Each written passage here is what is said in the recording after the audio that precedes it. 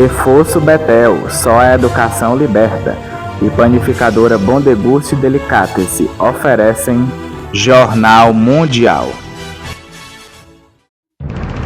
Boa noite. Boa noite. O desemprego no Brasil cai ao menor índice desde o início da série histórica. O Banco Central abriu uma investigação interna para apurar falhas na condução do processo de fiscalização e liquidação do Banco Master. 2 servidores foram afastados do cargo. A CPI do INSS convoca o banqueiro Daniel Vorcaro a prestar depoimento em fevereiro. Conselheiros do BRB renunciam após a convocação de uma assembleia para mudar a direção do banco. Aposentados e pensionistas encontram agências do INSS fechadas em todo o país. Pela 5ª vez seguida, o Banco Central mantém os juros em 15%, mas indica que pode começar a baixar a taxa a partir de março. Nos Estados Unidos, o Federal Reserve desafia a pressão de Donald Trump e interrompe o ritmo no corte dos juros. Astrônomos descobrem um planeta do tamanho da Terra e potencialmente habitável. Ele tem um nome complexo e fica a 146 anos-luz de distância. Você vai saber que planeta é esse no Jornal Mundial que está começando agora.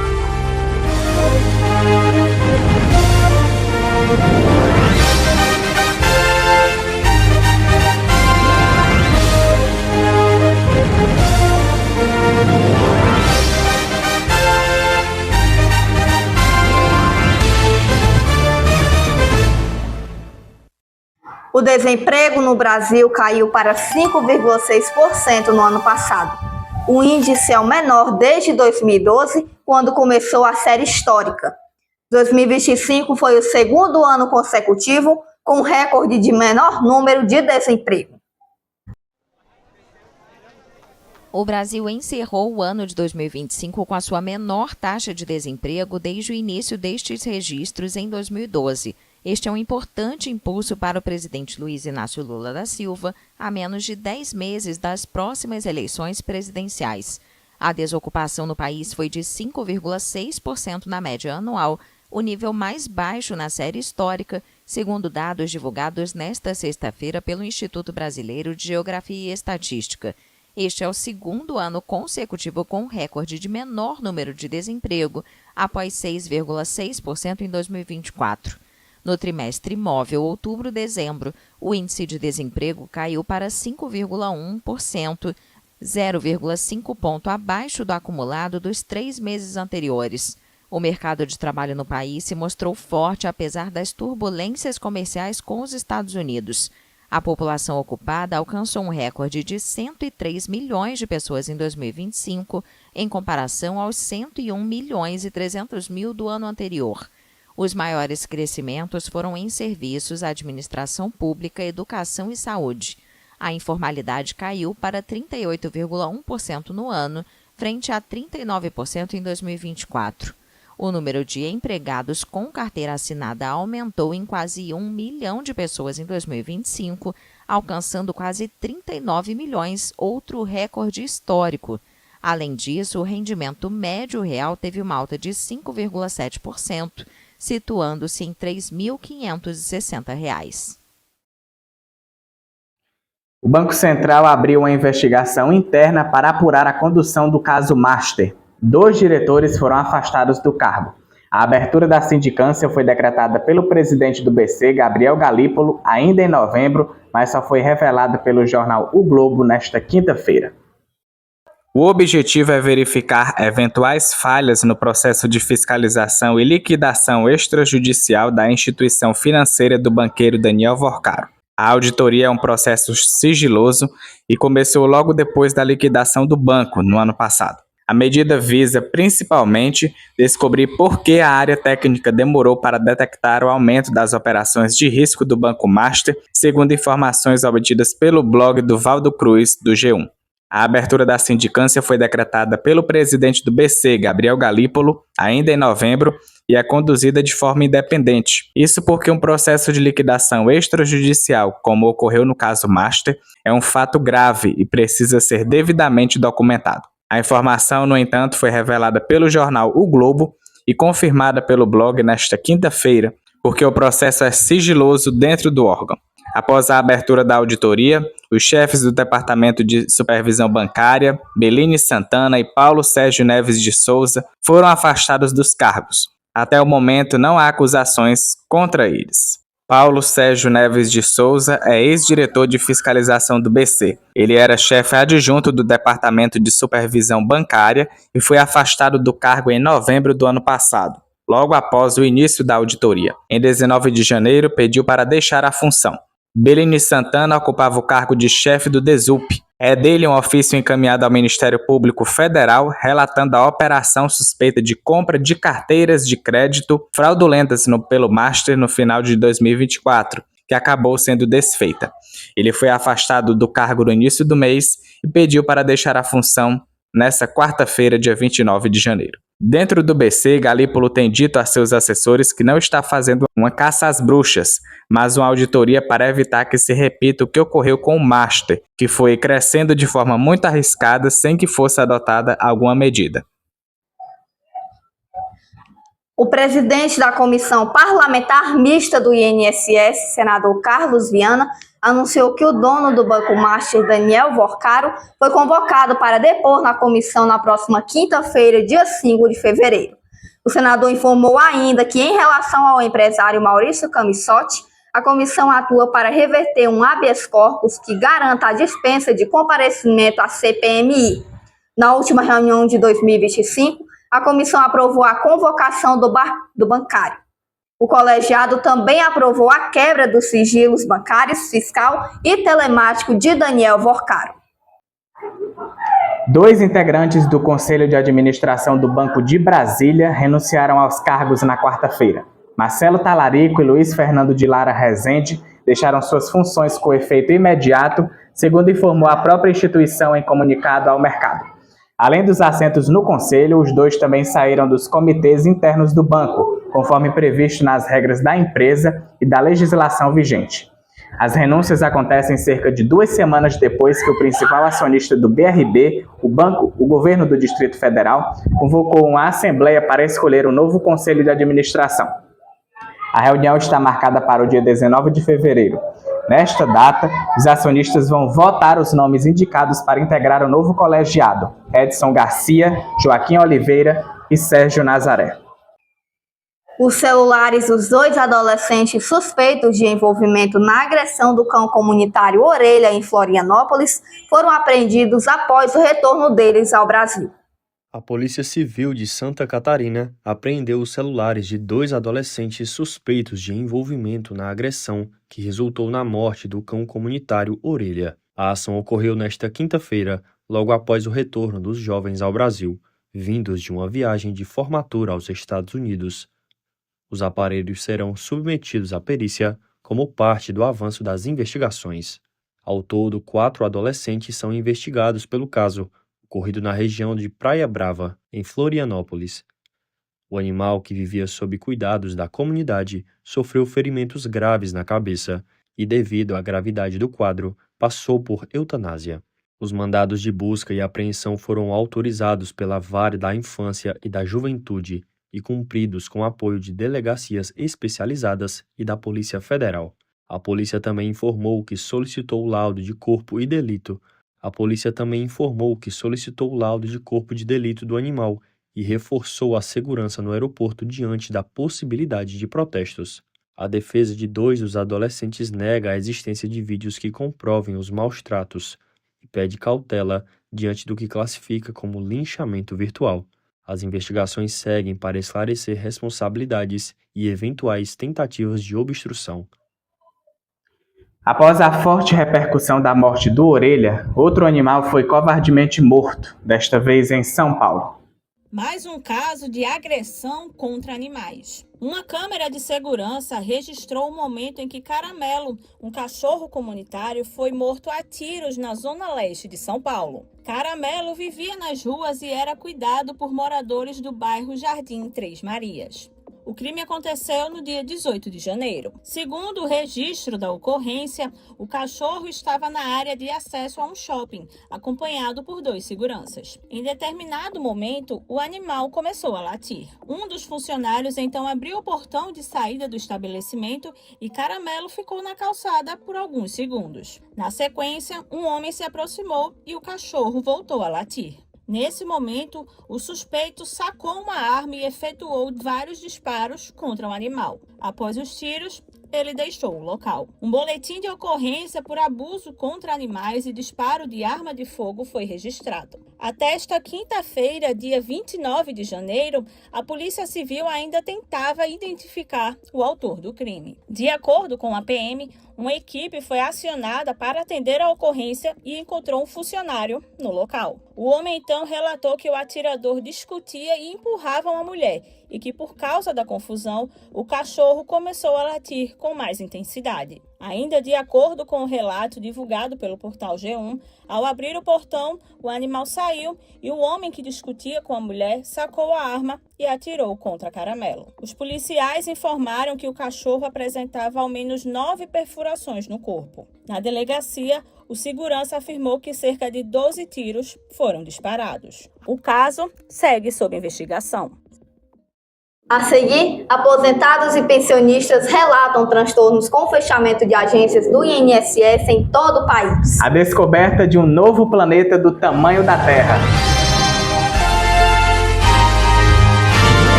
Jornal Mundial é patrocinado por Reforço Betel, só a educação liberta.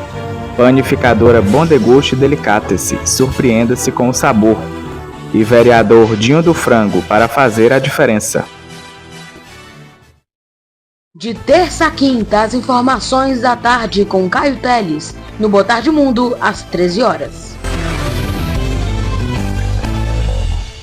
Sábado News, todo sábado de manhã com Eduardo Elau, às 9 horas da manhã.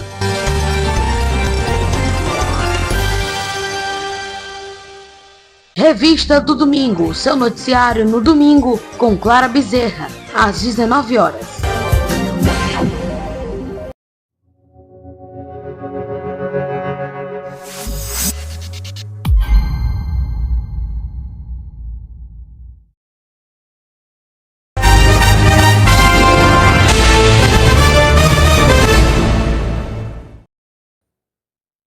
Em meio a incertezas econômicas no mundo todo, os bancos centrais do Brasil e dos Estados Unidos decidiram não mexer na taxa de juros. O Comitê de Política Monetária, o Copom, do Banco Central, manteve nesta quarta-feira a taxa Selic em 15% pela quinta vez consecutiva, na tentativa de conter a inflação. A decisão foi unânime e já era esperada pelo mercado financeiro. Em um comunicado, o comitê destacou que a decisão deve-se a um ambiente externo ainda incerto. A Selic está em seu nível mais alto desde julho de 2006. No comunicado, o Copom confirmou que deverá começar a reduzir os juros na reunião de março, caso a inflação se mantenha sob controle e não haja surpresas no cenário econômico. A Selic chegou a 15% ao ano na reunião de junho do ano passado, sendo mantida nesse nível desde então. A Selic é o principal instrumento do Banco Central para manter sob controle a inflação, medida pelo Índice Nacional de Preços ao Consumidor Amplo, o IPCA. Em 2025, o IPCA ficou em 4,26%. O Federal Reserve, o Banco Central dos Estados Unidos, manteve suas taxas de juros inalteradas nesta quarta-feira, em sua primeira reunião do ano, em um contexto de crescimento econômico sólido e em desafio à crescente pressão do presidente americano Donald Trump por cortes. A votação terminou em 10-2 pela manutenção das taxas de juros de referência em um intervalo de 3,50% a 3,75%. Os dirigentes da autoridade monetária apontaram que a taxa de desemprego apresentou sinais de estabilização, enquanto a atividade econômica vem se expandindo a um ritmo sólido. Também nesta quarta, o presidente do Banco Central americano, Jerome Powell, afirmou que o caso em análise na Suprema Corte sobre a tentativa de Trump de destituir uma governadora do Banco Central pode ser o desafio jurídico mais importante já enfrentado pela instituição. Diria que esse caso é talvez o caso jurídico mais importante nos 113 anos de história do Fed. E ao refletir sobre isso, pensei que seria difícil explicar por que não compareci. A afirmação foi feita ao responder uma pergunta sobre por que compareceu à audiência de 21 de janeiro relacionada ao esforço de Trump para destituir a governadora do Federal Reserve, Lisa Cook. Powell, que também classificou como politicamente motivada uma investigação contra ele conduzida pelo Departamento de Justiça do governo Trump, se recusou a comentar as declarações do secretário do Tesouro, Scott Bessent, que criticou sua presença na audiência judicial. Morreu na tarde de ontem o adolescente mordido por um tubarão em uma praia de Pernambuco.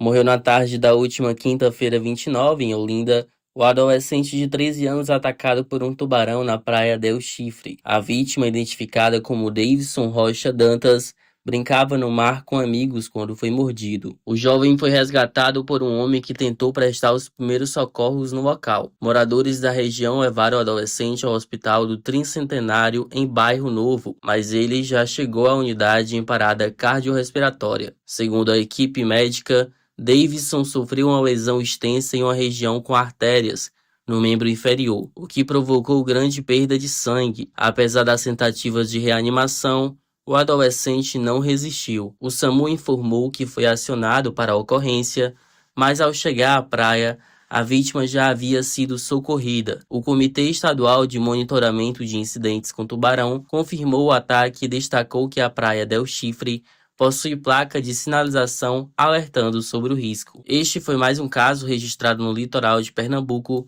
que soma agora 82 incidentes com tubarões nos últimos 34 anos. Aposentados e pensionistas de todo o país encontraram agências do INSS fechadas na quarta-feira, o que gerou reclamações desses beneficiários. Aposentados e pensionistas de todo o país encontraram agências do INSS fechadas nesta quarta-feira, o que gerou reclamações desses beneficiários. O atendimento do Instituto foi suspenso na noite de terça e ficará interrompido até domingo, incluindo as agências físicas, o aplicativo Meu INSS e a Central 135. A paralisação ocorre por conta da modernização dos sistemas da DataPrev. Embora o INSS afirma que avisou os segurados desde o início de janeiro e que funcionários ligaram para quem tinha agendamento até sexta-feira, filas se formaram em torno das agências no primeiro dia de paralisação. O presidente do INSS, Gilberto Valer Júnior, afirmou que os prejudicados pela ausência de atendimento terão prioridade de reagendamento após o retorno. O mandatário também anunciou um mutirão no fim de semana do dia 7 de fevereiro para diminuir o impacto do fechamento. A expectativa é que os sistemas voltem a funcionar normalmente na segunda-feira, dia 2, com a reabertura das agências. 3 motoboys foram assassinados em uma série de ataques nesta semana no Rio de Janeiro. A onda de violência no Rio de Janeiro vitimou 3 motoboys em apenas uma semana, gerando protestos urgentes da categoria. As vítimas, Bruno Barbosa, Paulo Vitor e Marcelo Júlio, foram assassinadas durante entregas na capital e na Baixada Fluminense. A brutalidade dos crimes, que incluem execuções e tiros pelas costas, mobilizou entregadores em frente ao Palácio Guanabara e à Assembleia Legislativa para cobrar segurança. Segundo a polícia, as motocicletas já representam metade dos veículos roubados no estado. Para os trabalhadores, o avanço da criminalidade é alimentado pelo mercado clandestino de peças. Durante as manifestações, o apelo foi claro: comprar peças sem procedência financia o ciclo de mortes que hoje impede o motoboy de saber se voltará para casa após o expediente. A Anvisa aprovou novas regras para a produção e comercialização de cannabis medicinal no Brasil. A Anvisa aprovou nesta quarta-feira novas regras para a produção e comercialização de cannabis medicinal no Brasil, ampliando o acesso de pacientes a medicamentos à base da substância. A resolução atende a uma decisão do Superior Tribunal de Justiça de novembro de 2024, que determinou a regulamentação do plantio de cannabis para fins exclusivamente medicinais e farmacológicos. Com as mudanças, passa a ser permitida a venda de medicamentos de uso bucal, sublingual e dermatológico à base de cannabis, antes restritos aos usos oral e inalatório. Também foi ampliado o acesso a produtos com concentração de THC acima de 0,2% para pacientes com doenças graves debilitantes e não apenas em casos terminais ou irreversíveis. A Anvisa autorizou ainda a publicidade desses produtos exclusivamente para médicos, limitada às informações de rotulagem e ao folheto aprovado pela agência, além da venda do fitofármaco canabidiol em farmácias de manipulação. As regras entram em vigor na data de publicação e terão validade inicial de 6 meses. A produção de cannabis ficará restrita a pessoas jurídicas, com exigência de inspeção sanitária, monitoramento por câmeras 24 horas e georreferenciamento das plantações. As medidas também abrem espaço para a produção sem fins lucrativos por associações de pacientes, que será avaliada por meio de chamamento público. Dados sigilosos de pacientes e hospitais públicos do Ceará e outros foram expostos em sites de blocos de notas acessíveis sem senha. Informações como nomes, CPFs e prontuários médicos foram inseridas em plataformas abertas por médicos e estudantes. O uso desses sites externos era uma tentativa de contornar falhas, lentidão e quedas de energia nos sistemas oficiais das unidades de saúde, funcionando como um rascunho inseguro para os atendimentos. Especialistas alertam que a prática viola a Lei Geral de Proteção de Dados e compromete a privacidade de milhares de pessoas. Em resposta, a UFC e a Secretaria de Saúde do Ceará proibiram o uso dessas ferramentas e bloquearam acessos aos sites das redes hospitalares. Embora as autoridades prometam maior rigor e melhorias nos sistemas oficiais, muitos dados sensíveis continuam disponíveis na internet para quem souber onde procurar. O resultado da chamada regular do Sistema de Seleção Unificada, o SISU, foi divulgado na madrugada desta quinta-feira. A lista de aprovados está disponível no site do programa acessounico.mec.gov.br/SISU. A edição seleciona alunos para o primeiro e o segundo semestre letivo deste ano. Em 2026, são 274,8 mil vagas em 7.399 cursos de graduação e 136 instituições públicas de ensino superior de todas as regiões do país. As matrículas iniciam a partir de 2 de fevereiro e a manifestação de interesse na lista de espera já está sendo feita desde ontem e vai até segunda-feira. Astrônomos descobriram um novo planeta. Os cientistas anunciaram que ele tem quase o mesmo tamanho e a mesma órbita que a Terra. Disseram também que a chance de haver água nele é de 50%, ou seja, isso tornaria, em tese, esse planeta habitável. Por enquanto, o problema é o nome, que é difícil. Ele se chama HD 137010b. E tem outra questão, o frio. Em média, a temperatura por lá é de aproximadamente 68 graus negativos, até parecida com o clima aqui da Terra, se você morar na Groenlândia ou na Antártica. O novo planeta fica a 146 anos-luz da Terra. Que descoberta, né? Sim, mas o nome é bem difícil. Comunicamos que amanhã não haverá Jornal Mundial por conta de alguns compromissos nossos. E também que na próxima semana só voltaremos a gravar na sexta e no sábado por conta da minha faculdade.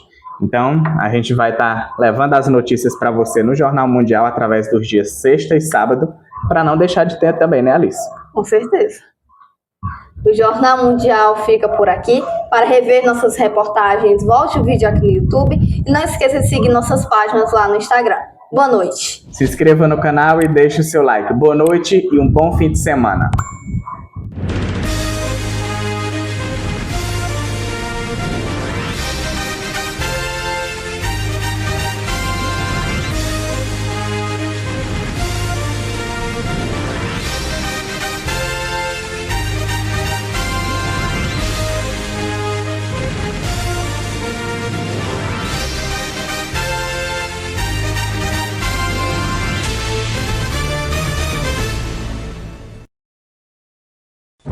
Jornal Mundial é patrocinado por Reforço Betel, só a educação liberta.